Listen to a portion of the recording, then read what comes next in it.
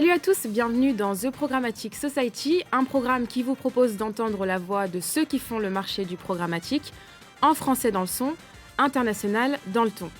Une émission soutenue par Augury et Smile Wanted avec pour partenaires médias Redcard et 100% Média. Ce contenu est accessible également en podcast sur les principales plateformes d'écoute. Cette semaine, notre thème est le suivant, disparition des cookie shares, le passage d'une publicité personnalisée à une publicité personnifiée. En effet, l'industrie de la tech est confrontée à un ultimatum qui est de s'accrocher à un ancien monde voué à disparaître ou chercher une alternative plus adaptée à l'écosystème actuel. Face à des challenges inédits et considérables tant sur le plan réglementaire que technologique ou éthique, les annonceurs doivent aujourd'hui évoluer s'ils veulent continuer à toucher des utilisateurs qui rejettent massivement le tracking publicitaire. Alors que certains acteurs continuent de se battre contre ces changements, la course aux solutions alternatives est bel et bien lancée. Parmi ces solutions, la publicité personnifiée. Pour mieux comprendre les challenges auxquels fait face le secteur, nous demanderons à nos invités quelle est leur vision de l'avenir de la tech, comment allier publicité digitale et respect de la vie privée des consommateurs. Pourquoi la publicité personnifiée est-elle la seule solution pérenne pour cibler ces audiences clés avec précision sans avoir recours aux traceurs publicitaires? Pour en discuter, Édouard Brunet de Publicis Media, Geoffroy Martin de Augury. Une émission présentée par Michel Juvillier. Bonjour à tous, bienvenue pour ce nouveau numéro de The Programmatic Society avec deux invités exceptionnels pour parler d'un sujet clé, un sujet stratégique pour l'ensemble du marché, à savoir la publicité personnifiée. À ma droite, Geoffroy de chez Augury. Bonjour Geoffroy. Merci de nous soutenir et merci pour intervenir sur ce sujet qui est peu connu et pour lequel tu vas nous éclairer. En compagnie d'Édouard de Publicis Media. Bonjour Édouard, ce n'est pas une première pour toi. Non. Tu commences à devenir un sociétaire. Et comme je le disais, aujourd'hui nous allons donc parler publicité personnifiée. C'est vrai que la disparition des cookies tiers et des identifiants publicitaires, ça représente un vrai challenge pour l'industrie de la publicité digitale. Pour toi, Édouard, en tant qu'agence média, comment vous vous adaptez au sein de l'agence à cette nouvelle configuration pour continuer de répondre aux attentes de vos partenaires? Alors, on s'adapte en fait déjà en faisant beaucoup de veille, beaucoup de formation, parce que c'est important de savoir ce qui est disponible auprès de nos partenaires technologiques. C'est important de former les équipes pour qu'ils puissent répondre aux demandes des clients de la meilleure manière possible, et former les clients aussi, les tenir au courant, les informer de l'évolution. On voit que c'est quasiment toutes les semaines des nouveautés ou c'est la beauté de ce marché, c'est le charme. On s'ennuie jamais.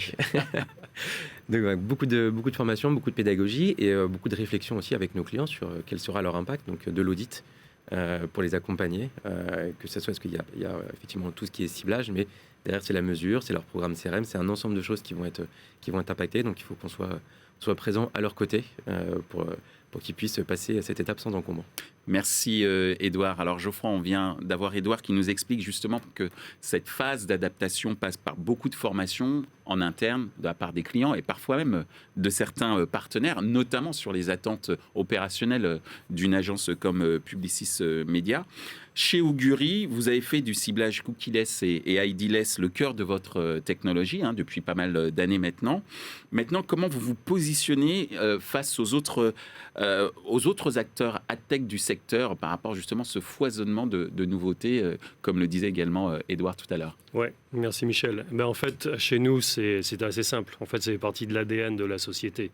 Depuis la création en 2014, on a fait le choix très fort à l'époque d'être basé 100% sur le respect de la vie privée des utilisateurs. Donc depuis 2014, toutes nos solutions étaient basées sur 100% de consent avant même que ce soit nécessaire et obligé par le régulateur, que ce soit en France ou ailleurs. Et en fait, donc nous, ça fait partie de notre positionnement très fort qui était, on savait que les identifiants tiers allaient disparaître, notamment les fameux cookies. On savait que c'était une question de non pas si, mais quand.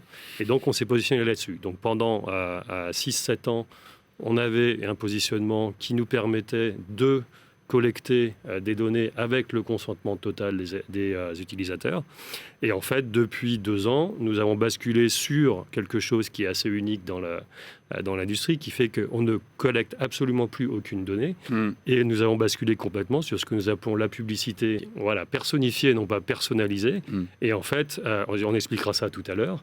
Et nous pensons que vraiment, c'est vraiment la nouvelle voie du futur pour notre industrie qui est pérenne, parce que je le rappelle, même si c'est un oxymorone, sans publicité, il n'y aurait pas d'Internet, on le sait tous. Donc, tant qu'il y aura un Internet, notre industrie va être florissante. Et la façon dont on aime bien un petit peu regarder l'écosystème, vous avez trois grosses catégories d'acteurs. Vous avez ce qu'on appelle les wall gardens en anglais, donc les Facebook, les Apple, les Amazon, les TikTok, et de plus en plus maintenant les gros annonceurs, avec ce qu'on appelle le retail media, qui sont des acteurs qui en fait ont accès, eux, à ce qu'on appelle la first party data. Donc qui sont des données qui, avec le consentement des utilisateurs, ils peuvent utiliser de la façon dont ils le souhaitent, encore une fois, dans le respect du consentement. Donc ces gens-là, ils ont une situation pérenne puisqu'ils ont accès à une donnée qui leur appartient. Ensuite, nous avons la grosse masse des acteurs du marché qui, encore aujourd'hui, font la plupart de leurs solutions sur des cookies, des identifiants tiers. Et ces personnes-là sont en train, évidemment, de voir l'évolution du marché. On sait que les cookies vont disparaître, alors ça continue à être repoussé par Google, mais déjà chez Apple, il n'y a plus de cookies. Et indépendamment de ça, même si il va rester des identifiants tiers, de plus en plus, les régulateurs vont les rendre de plus en plus difficiles. En plus de ça, on sait que les utilisateurs les acceptent de moins en moins. Et troisièmement, vous avez un groupe beaucoup plus petit, mais très innovant, dont nous faisons partie, qui sont les innovateurs de la tech, et qui, depuis le début, ou par des nouvelles solutions, travaillent uniquement sur des solutions ID-less, cookie-less. Et donc, nous sommes un des leaders de ce marché. Comme je l'ai dit avant, on sait que les identifiants tiers vont disparaître. Certains acteurs travaillent sur des solutions basées sur des ID. Nous, on pense que ça ne va pas marcher. Pour des raisons technologiques, pour des raisons éthiques. Je peux vous donner un exemple très simple. À supposer que 10 acteurs vont chacun trouver leur propre scheme d'identité. La probabilité qu'ils arrivent à se mettre d'accord pour en faire un nouveau standard est très très faible. D'une part, au niveau d'un pays, vous pouvez l'imaginer au niveau du monde. En plus de ça, ça ne résoudra pas les problèmes de régulation et ça ne résoudra pas les problèmes de consent. Parce que même si ces acteurs arrivent à se mettre d'accord sur une ID, il faudra toujours demander l'autorisation aux utilisateurs et de moins en moins, ils vont la donner. Donc pour nous, le futur, c'est ID-less, cookie-less. La bonne nouvelle, c'est qu'à l'instant T, 100% du revenu d'Augury est déjà basé sans cookies, sans ID. Donc on pense que le futur est assez prometteur pour nous. Alors justement, tu viens de nous expliquer qu'une alternative à la collecte des données publicitaires, c'est la publicité personnifiée. Tu viens également d'expliquer que Augury utilise cette technologie pour mettre en place des stratégies de ciblage pour les annonceurs et leurs agences. Mais vraiment, il y a une vraie question qui se pose, parce que ce nouveau concept de publicité personnifiée, est-ce que tu peux nous en décrire le concept et surtout, c'est quoi la différence entre la publicité personnifiée et la publicité personnalisée, parce que ces deux concepts semblent quand même assez similaires. Et en préparant cette émission, c'est exactement la question que je t'avais posée. Donc, est-ce que tu peux nous répondre Alors, ils sont similaires d'un point de vue sémantique, mais ils ne pourraient pas être plus diamétralement opposés. La publicité personnalisée, en fait, qui a été fabriquée sur ces petites choses qu'on appelle les cookies. Moi, j'aime bien dire que pour moi, c'est une perversion du monde de la pub. Pourquoi ? Parce que, et on en parlait avec Édouard juste avant, pourquoi ? Parce que quand on pense vraiment, mis à part le segment de la publicité qui est l'ultra-performance, où là, on veut vraiment être sûr qu'on va taper à l'instant T, au bon moment, sur Michel Juvillier, parce qu'on sait qu'il veut acheter une nouvelle paire de lunettes. En dehors de ça, qui reste un tout petit pourcent de notre industrie, dans la plupart des cas, quand on est au niveau de l'awareness, au niveau de la considération, donc les parties hautes du fameux funnel de conversion, où à l'instant T, il y a encore 80% des budgets, ça ne marche pas si bien que ça. Parce qu'il faut, quand on veut faire une campagne sur 1 million d'individus, il faut trouver 1 million de cookies qui vont bien marcher. En plus de ça, il y a toutes ces histoires avec la fameuse attribution, où il y a quand même pas mal de sauces qui se passent derrière, qui n'est pas toujours, quand on regarde vraiment les finalités de performance qui ne sont pas toujours très vraies ou très précises. Donc pour moi, c'est très bien, ça marche pour un petit segment de de notre industrie, mais ça a été pris un petit peu en dehors des proportions. Ce qui est, contrairement, ça marche dans certains cas, mais pour le reste de l'industrie, pour moi, ce n'est pas vraiment la solution idéale. En plus de ça, on sait que les identifiants tiers vont disparaître. Et donc, c'est pour ça que chez Augury, ça ne nous excite pas trop. Donc, pour répondre à ta question, qu'est-ce que c'est que la publicité personnifiée ? La publicité personnifiée, c'est en fait une publicité qui est basée sur ce qu'on appelle des personas. Donc c'est la publicité, en fait, quand tu y penses, c'est la publicité classique au niveau de la télé ou au niveau de la presse, où quand on parle avec nos annonceurs, ils vont nous donner une brief. Ils vont nous dire, moi je veux taper dans une certaine démographie, donc par exemple des femmes de 35 ans à 40 ans, qui habitent en zone périurbaine, qui ont 2 enfants, qui sont actifs, qui ont un métier et qui sont fascinés par le vélo, mais aussi qui aiment bien les petits chiens. Bon, tu vois bien que quand on mélange tout ça, mais c'est souvent ça. Oui. C'est souvent ça, les briefs. Et en fait, en tant que personne, en tant que Michel Juvillier, toi, tu vas rentrer dans 5, 10, 50, 100 personas différentes. Donc, nous, ce qu'on fait, c'est, grâce aux données qu'on a et qu'on a collectées depuis 8 ans, on permet d'avoir une méthodologie très, très fine pour fabriquer ces personas, qu'on montre avant à l'annonceur en disant, est-ce que ça remplit vos besoins ? Ensuite, ce qu'on fait, c'est on va targeter les assets, c'est-à-dire l'endroit où ils vont consommer leur information. Donc ça peut être des sites d'information, ça peut être des apps de jeux, ça peut être des sites de sport, ça peut être n'importe quoi. Donc nous, on va targeter, donc cibler ces assets, et non pas la personne. Ok, compris. D'accord ? Et on peut faire ça grâce à la donnée que nous avons et que nous sommes les seuls à avoir dans l'industrie. Et ensuite de ça, après la campagne, nous sommes capables de prouver à l'annonceur qu'effectivement, nous avons bien atteint ces personas et que nous avons délivré les résultats qu'il faut. Donc, tu comprends bien que les identifiants, nous en manquons. Là, le respect de la vie privée, il est là, puisque moi, je vais te cibler, toi, Michel Juvillier, mais je ne sais pas qui tu es. Et je m'en moque. Parce que ce que veut l'annonceur, c'est quelqu'un qui va, si tu rentres dans la persona, qui va être comme ça. Et souvent, en plus, ils préfèrent cibler des gens qu'ils ne connaissent pas, parce que ça va leur amener des nouveaux clients. Le problème aussi avec la publicité qui est basée sur les identifiants tiers, c'est que tu sais à qui tu parles. Donc tu les connais déjà. Et en fait, le Graal d'un annonceur, c'est d'amener des nouvelles personnes. Et donc c'est ce qu'on fait. Merci Geoffroy pour l'ensemble de ces précisions. Donc, si j'ai bien compris, la publicité personnalisée est plutôt basée sur des identifiants, en tout cas sur des données personnelles, alors que la publicité personnifiée est plutôt basée sur un ensemble de centres d'intérêt ou de produits que je vais diffuser sur un ensemble, un certain nombre de personnes, ou en tout cas d'ordinateurs qui ont été identifiés comme étant intéressés par ces produits, ou je suis complètement à côté? Alors, tu étais bon jusqu'à ta dernière phrase. Mais justement, mais moi, je n'ai pas d'ego, donc voilà. Vas-y, explique-moi, réexplique-moi. En fait, tu vas cibler non pas un ordinateur, parce que si tu fais ça, tu connais quel est l'ordinateur, tu vas cibler une destination de consommation du média. Okay, c'est-à-dire que si tu lis L'Équipe et qu'après tu vas aller sur Marmiton et qu'ensuite tu vas aller sur Le Monde, Libération, Le Figaro, que tu vas aller sur CNN et le Washington Post, et que tu vas aller sur certaines pages qui vont remplir les paramètres de la brief qu'on a pour une campagne, moi je vais mettre une pub à ce moment-là. Compris. Et je vais t'attraper. Je ne sais pas que tu es Michel Juvillier, mais toi tu remplis les caractéristiques de ce qu'on appelle la persona. En fait, si tu veux bien t'en souvenir, personified, c'est une persona. Une persona, c'est un groupe de caractéristiques qui est défini par l'annonceur.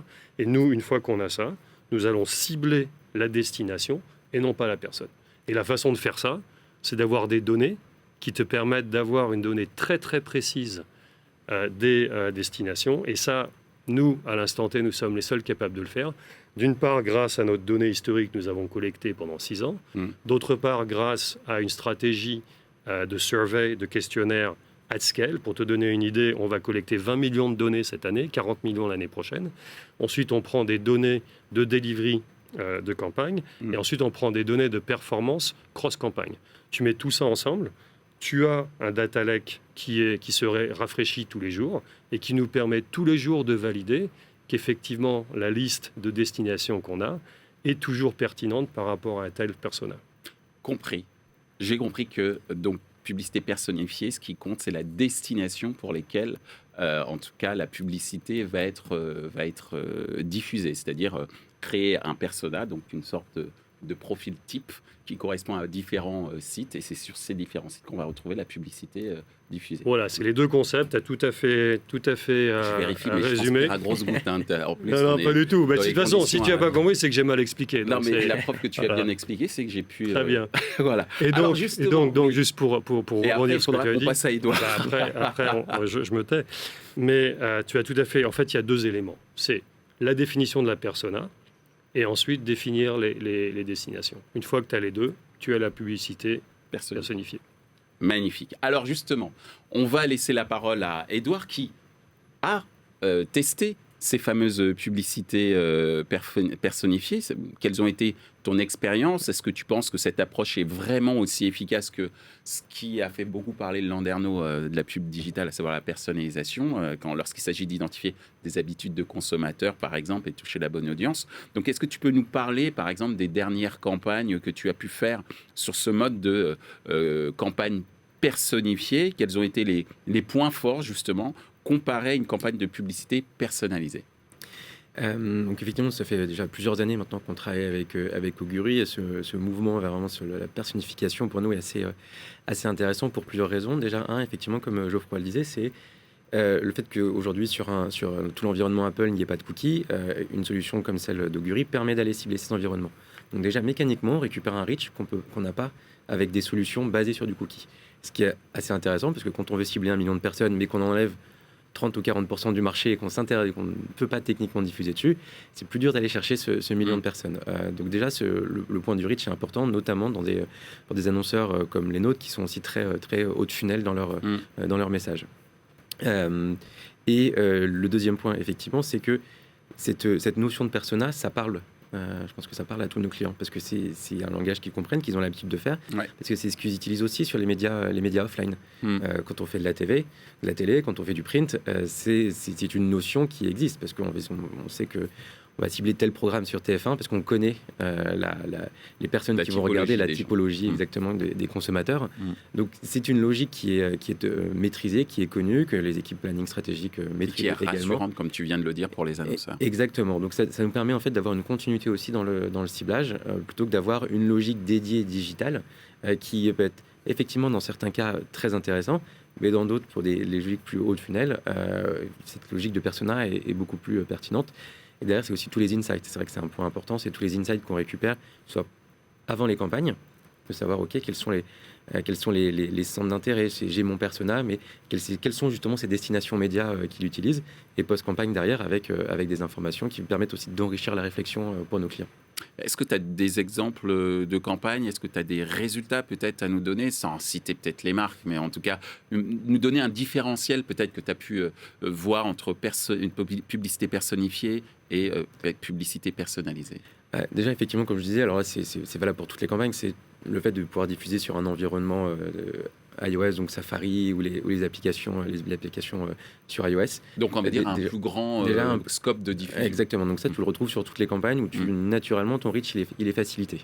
Après en résultat, effectivement ça va varier sur les campagnes, mais dans tous les cas on va retrouver surtout des uplifts aussi en termes de mémorisation. On trouve des résultats intéressants parce que justement ça correspond mieux à la personne, parce que dans cette démarche forte adéquation peut-être entre l'univers éditorial et la publicité diffusée. Exactement, et on va du coup aussi pouvoir diffuser sur des environnements auxquels on n'aurait pas pensé. Le contextuel, on cherche autour de la cuisine, le contextuel va nous effectivement diffuser sur des environnements cuisine, pour schématiser de manière très grossière. Là, on va pouvoir aller sur des environnements auxquels on n'aurait pas pensé. Donc, c'est-à-dire aussi, comme tu dis, dans un environnement de navigation qui parle aux consommateurs. Et ça, c'est aussi extrêmement intéressant. Et sur quasiment toutes les campagnes, on va justement aussi avoir des learnings et des nouveaux insights pour se dire, tiens, il y a effectivement cet environnement média auquel je n'aurais pas pensé initialement, et qui peut être pertinent pour une réflexion potentiellement pour d'autres campagnes aussi, pour nos clients. j'allais dire, c'est une sorte de sérendipité marketing. C'est-à-dire qu'on va trop découvrir sur des nouveaux espaces des performances auxquelles on ne s'attendait pas forcément et qui, grâce justement à cette personnification, nous permet d'ouvrir nos chakras en termes d'inspiration d'achat. J'aurais pas mieux dit.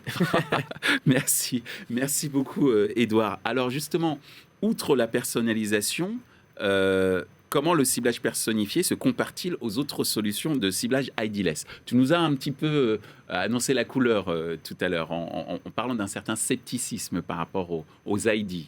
Mais tu me dis si je me trompe. Mais en tout cas, comment le ciblage personnifié se compare aux autres solutions de type ciblage ID-less ou cookie-less, tels que le contextuel ou le sémantique? Oui, alors... Et surtout, face à l'évolution du secteur, qui se tourne de plus en plus vers cette publicité contextuelle et sémantique comme alternative, penses-tu que ce soit vraiment une solution viable? Alors, deux choses, Édouard a commencé à en parler, et ça, je vais aller dans son sens. Quand j'ai parlé tout à l'heure de notre scepticisme sur les ID, encore une fois, c'est parce qu'on ne pense pas que c'est un concept qui va continuer. On ne pense pas que c'est un concept qui, de toute façon, était le meilleur pour la pub, comme l'a expliqué Édouard, parce que c'est un peu restrictif. Et en plus, on ne pense pas que l'industrie va s'accorder sur un nouveau concept. Et comme j'ai dit tout à l'heure, même si ça arrivait, il faudrait encore que les consommateurs disent d'accord. Ça, c'est les ID. Ta question, c'était sur les solutions ID-less. Exact. Donc, à l'instant T, mis à part certains acteurs, et on se compte sur les doigts d'une main dans le monde entier, qui sont vraiment ID-less, cookie-less, avec des performances. Alors, ce qui est intéressant, et ce que Édouard a un petit peu dit, c'est qu'à l'instant T, nous, quand on regarde et qu'on est mis en concurrence avec des solutions qui sont basées sur les identifiants tiers, on a soit des meilleures performances, soit des performances similaires. En plus, avec ce que tu as appelé le serendipity marketing, j'aime beaucoup ça, et comme vient de dire Édouard, avec la possibilité de découvrir des nouvelles audiences et des nouvelles destinations grâce à la publicité personnifiée.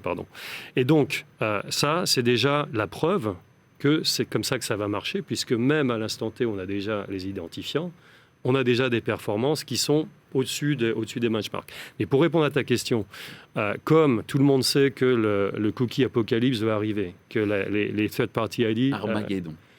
Vont disparaître, tout le monde le sait, ça. Donc alors, je t'avouerai qu'il y a certains acteurs du marché qui, pour l'instant, n'en ont rien à faire parce que l'argent continue d'arriver.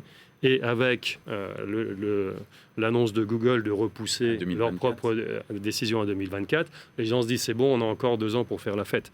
Édouard l'a très bien dit, iOS, c'est fini déjà. En plus de ça, dans des pays comme la France, avec RGPD, où le régulateur est quand même fait les choses bien, c'est de plus en plus difficile de collecter de l'information. Et pour répondre à ta question, contextuelle et sémantique, pourquoi on entend parler? On entend parler parce que c'est très facile à faire. Tu vas scraper des sites web, tu vas prendre des données, tu vas faire marcher un petit coup de machine learning dessus, et tu vas dire, ah ben là, il parle de bœuf bourguignon, de carottes, de patates, c'est un site de cuisine. Donc hop, je vais targeter les gens qui sont intéressés par la cuisine dessus. Mais en fait, d'une part, tout le monde a accès à ça. Donc, il n'y a aucune différenciation. Donc, c'est un nivellement par le bas. D'autre part, comme l'a très bien dit Édouard, en fait, tu as des surprises. Donc, nous, on a un exemple qu'on utilise et qu'on peut monter vraiment avec de la vraie donnée, de 3 applications de cuisine différentes, que je ne vais pas nommer. Il se trouve que une des démographiques sur une de ces applications, c'est plutôt des femmes entre 45 et 55 ans qui sont plutôt sédentaires, qui adorent cuisiner. Une autre, c'est plutôt des hommes entre 35 et 45 ans qui sont plutôt dans le fitness, mais qui aiment aussi faire ce qu'on appelle le cocooning dans le temps, qui aiment bien le bon vin et qui aiment bien inviter des amis. Et la troisième démographique, c'est plutôt des femmes 30-35 ans qui sont complètement sur le fitness. Ok. Donc, si tu t'arrêtes... De fitness, si on parle trop de patates, c'est pas... Exactement. Donc, si tu t'arrêtes uniquement au contextuel et au sémantique, tu vas rater le coche. Donc, d'une part, tout le monde aura accès à la même information. Donc, comment tu vas te différencier par rapport à ta concurrence? D'autre part, tes performances ne vont pas être terribles. Et troisièmement, tu vas complètement, comme tu viens de le dire, tu vas complètement rater le coche. Merci Geoffroy. Alors justement, Geoffroy nous expliquait à l'instant que je reprends tes termes, hein, qu'il y avait une sorte de nivellement par le bas en faisant que du ciblage sémantique ou contextuel, parce qu'on ne va pas au-delà de ce qui est, entre guillemets, de ce que nous donnent les fameux scrappings de sites, et qu'on peut découvrir effectivement des cibles qui sont très très différentes, alors qu'on est sur une thématique qui pourrait sembler être unifiée, alors qu'elle ne l'est absolument pas. En tant qu'agence média, est-ce que tu partages ce point de vue ? Alors, je ne sais pas si le nivellement par le bas ou pas. Non, effectivement, on est d'accord sur certains aspects, sur que le contexte en tant que tel, on ne peut pas réduire uniquement sur du contexte, et il peut y avoir des différences et des disparités sur un même contexte entre différents sites. C'est pour ça que nous, on va l'utiliser dans une logique vraiment de complémentarité entre les activations.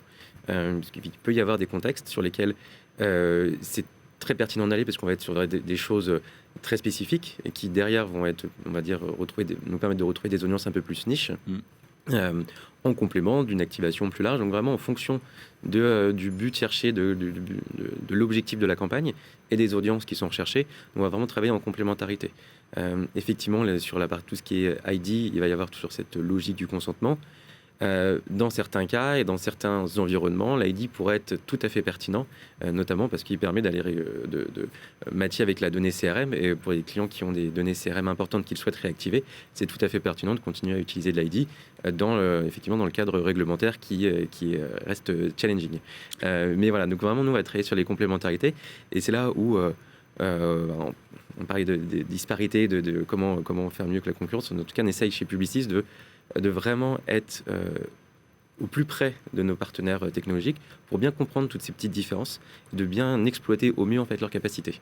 Voilà, c'est, je pense, aussi un des points différenciants qu'on met en avant auprès de nos clients.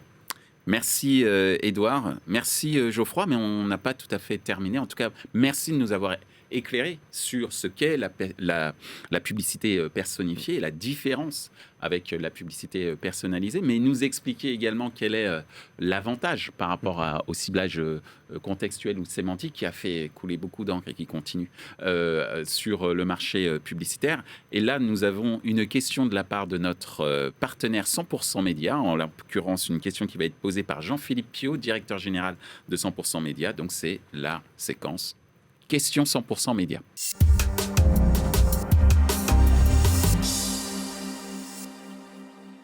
Bonjour. Comment pensez-vous que cette publicité personnifiée ne transforme pas notre monde publicitaire en univers digne de Minority Report et aille à l'encontre des attentes des consommateurs? Merci. Alors, je pense, Geoffroy, qu'il va falloir que tu réexpliques ce qu'est la publicité personnifiée, puisque ce que je lis en filigrane dans la question de Jean-Philippe, c'est une sorte d'anticipation peut-être un peu trop forte des attentes des clients et des consommateurs. Top chrono.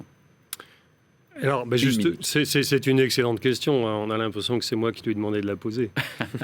Au contraire, c'est pas une anticipation de ce que vont penser les consommateurs.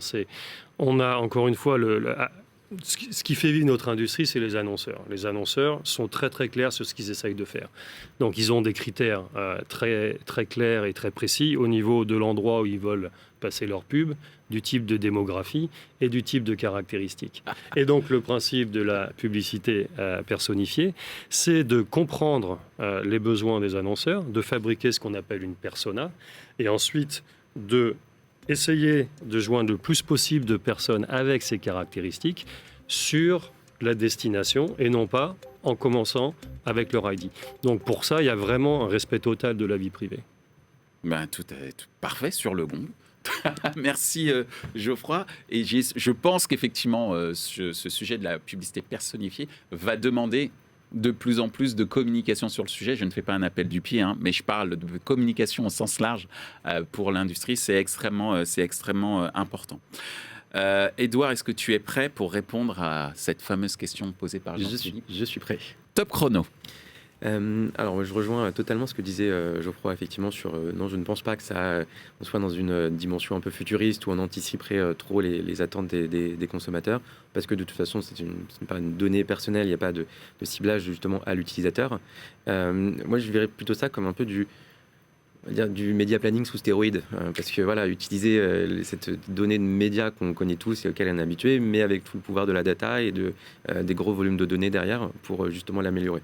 Donc on ne va pas être sur à l'utilisateur anticiper réellement ce dont il peut avoir envie. Au contraire, on lui propose à un groupe d'utilisateurs, parce que la destination est pertinente, des choses qui peuvent être effectivement en adéquation avec ses attentes.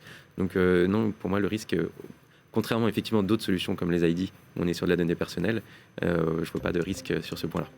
Merci Édouard. Donc nous en avons terminé. Alors oui, voilà, tu as terminé 4 secondes avant le chrono, donc c'est parfait. Donc merci Geoffroy. Merci Édouard. J'espère que cette première pour toi, Geoffroy, a été au niveau de tes attentes. En tout cas, il était au niveau d'une autre, puisqu'on voulait, l'objectif de The Programmatic Society, c'est de toujours apprendre des nouveaux concepts. Et on a appris beaucoup de choses aujourd'hui à travers la publicité personnifiée. Et merci Édouard d'avoir illustré de par ta propre expérience, les bienfaits de cette publicité personnifiée. Eh bien, mesdames et messieurs, je n'ai plus qu'à vous dire à très bientôt et merci d'avoir suivi notre émission et d'être toujours aussi plus nombreux à suivre The Programmatic Society. Au revoir. Ainsi s'achève ce débat autour de la publicité personnalisée et personnifiée, une émission présentée par Michel Juvillier. Ce contenu est accessible en podcast sur les principales plateformes d'écoute. Merci à Augury et à Smile Wanted pour leur soutien, ainsi qu'à nos partenaires médias Redcard et 100% Média. Et merci également à l'ensemble des équipes d'Altis Media pour la réalisation de ce programme. Post-production, traduction et sous-titrage par Uptown.